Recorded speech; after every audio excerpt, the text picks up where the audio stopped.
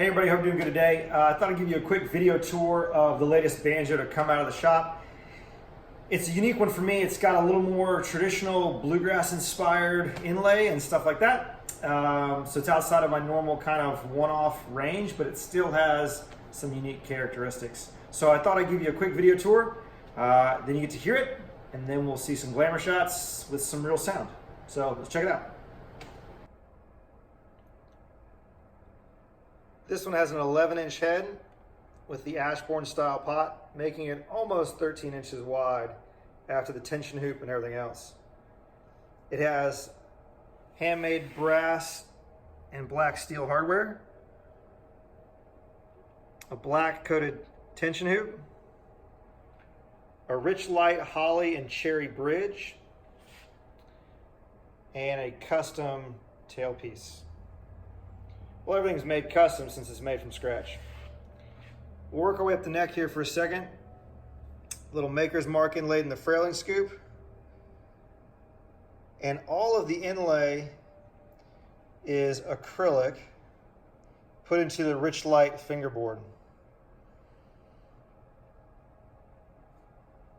The banjo is made for Keith Nance, hence the name in the headstock. I was quite pleased with how this part turned out. With a lot of intricate details. You'll see some pictures in a bit. It also has a holly bridge and brass gotoh tuners.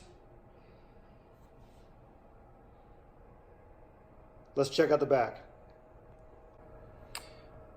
Now on the back here we can see the post, the name put on the inside,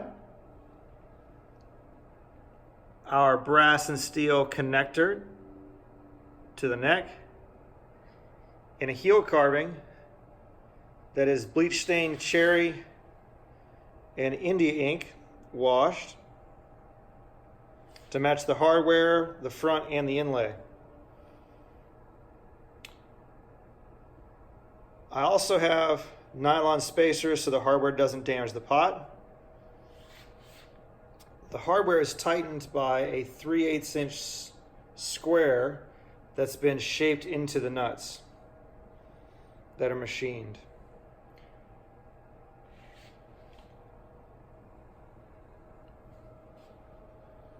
All right, let's see how it sounds. All right, here's a quick live sample for you.